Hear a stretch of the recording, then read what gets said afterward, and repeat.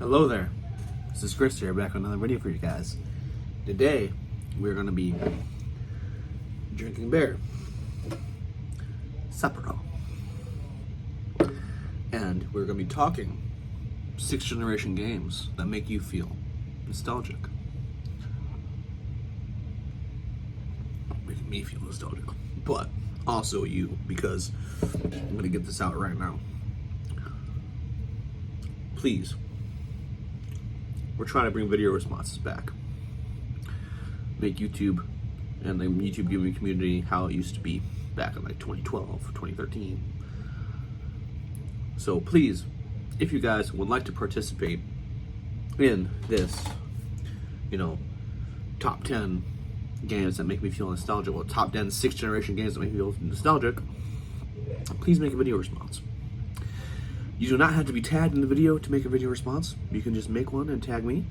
But I am going to tag a couple people just right now so they can also watch this and, get it going on their ends too, on their channels, and try to have this video response thing go further, out to their viewers as well, so more people can start doing it. So, right off the bat, I'm going to tag Sea Stove, Tyler 16-bit. That's all I'm going to tag. I think. Yeah, I would leave it there. I'm just going to tag 2 people. You guys can tag as many guys as you want. You guys can tag 3. You guys can tag 2. Or you guys can tag 1. You don't have to tag a certain amount. You can go ahead and do whatever you want. But, let's do this, guys. Sea Stove, Tyler 16-bit. Tell me what or do a video response telling me what your favorite or your top 10 6th generation games that make you feel nostalgic are. Now, I kept my list here, my selection. I kept a lot of games out. Like, there's a lot of games I could have put in here, but I wanted to keep it at 10. Now, I kept out a lot of the big titles, like a lot of the big platformers and JRPGs and things like that, so I could throw in some more niche games. Don't get me wrong, there are some, popular games in here, but I'm just saying, there's mostly just my preference of what I really enjoyed back in the day, and what still makes me feel very nostalgic every time I go back to it. So first up here, we got Star Wars Battlefront 2, one of the best shooters ever made during the 6th generation. And there's really no other shooter to this day that can compare to this game. It is just an amazing, pretty much masterpiece of a game. Capturing command posts, doing the instant action, doing the hero mode where you can play as the Jedis, and you can just have an all-out brawl on Mos Eisley as just the main characters, whether it be Han Solo, Boba Fett, Darth Maul, Anakin, Obi-Wan, Yoda, Luke. You could just go all out and just have a big on lightsaber / blaster battle on Mos Eisley. Great game. Then we got Halo 2, in my opinion, the best Halo game ever made, still to this date. It's just the multiplayer, the single player, everything about it was amazing. And I can still go back to it and play through it several times like I already have, and still enjoy it. Lord of the Rings: The Two Towers, one of the biggest definitions of how movie-based games back in the day were really good. Like, undoubtedly, just good. Like, they didn't need to be this good, but they were. If you're a Lord of the Rings fan, definitely check out this game. It takes you through the Fellowship of the Ring and the Two Towers. So it's like, it just gives you the best of both. Star Wars Episode 3: Revenge of the Sith, again, takes you to the story of the 3rd movie, and it has a very cool 2-player versus mode in it, where you can have a lightsaber fight and lightsaber duel, and the lightsaber The lightsaber play in this game is so good. Like, it's really good. Like, honestly, some of the best of any Star Wars game.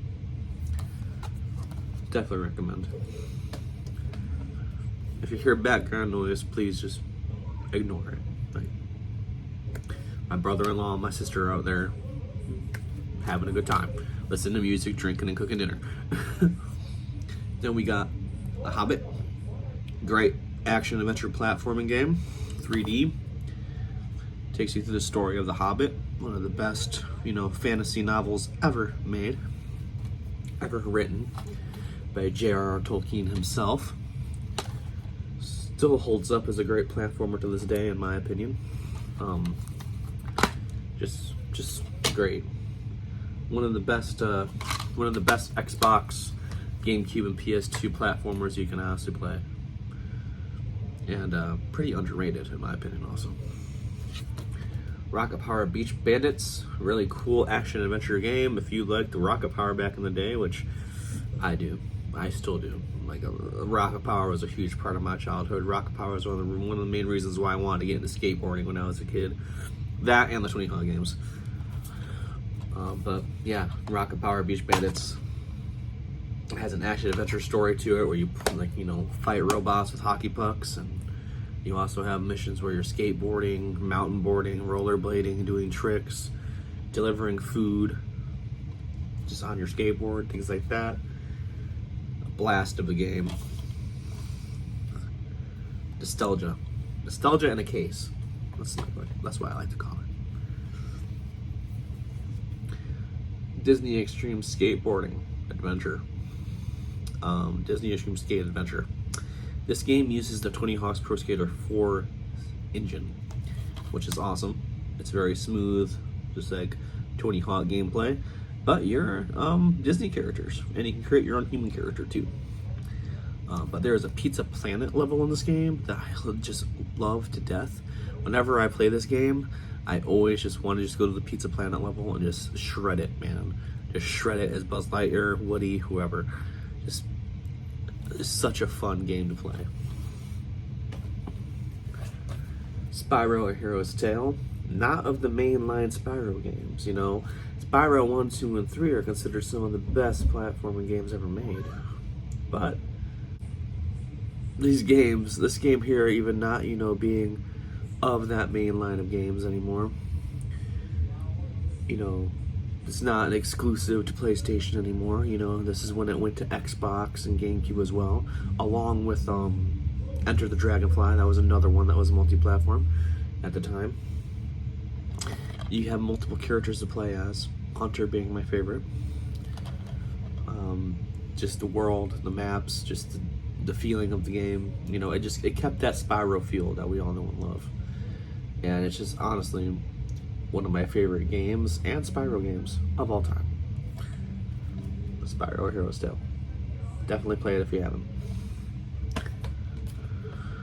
I'm running out of room to put my games here. I don't want them to fall. Then we got Red Dead Revolver. Great comedic Western game.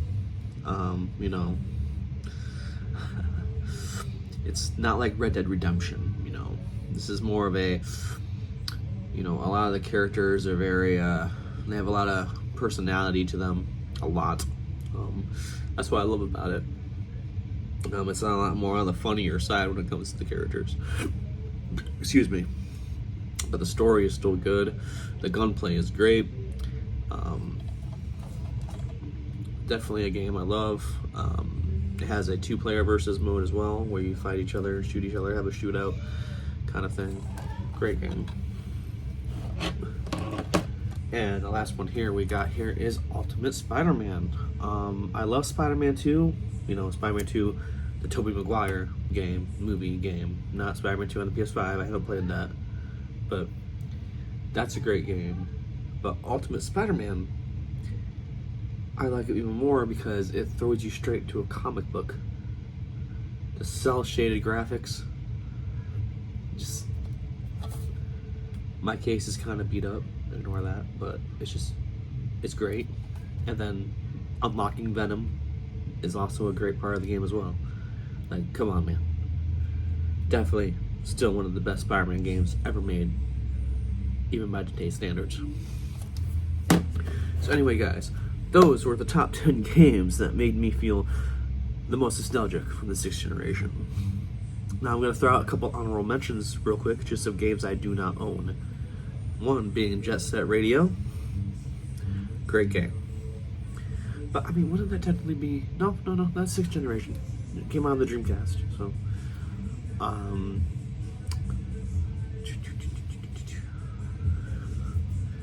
Mario Party 5. Mario Party 5, for some reason, on the GameCube, was a game I always loved playing back in the day.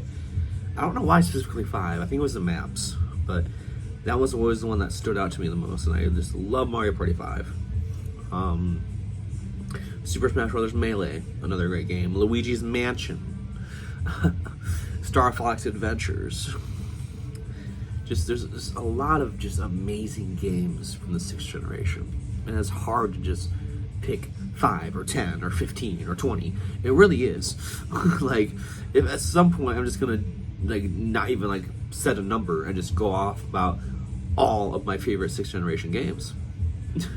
But anyway, guys, thank you all for watching. And like I stated in the beginning of this video, if you guys would like to make a video response to this, just go ahead and do it and tag me, and I'll be sure to watch it. Anyway, guys, thank you all for watching. Peace out. Keep gaming.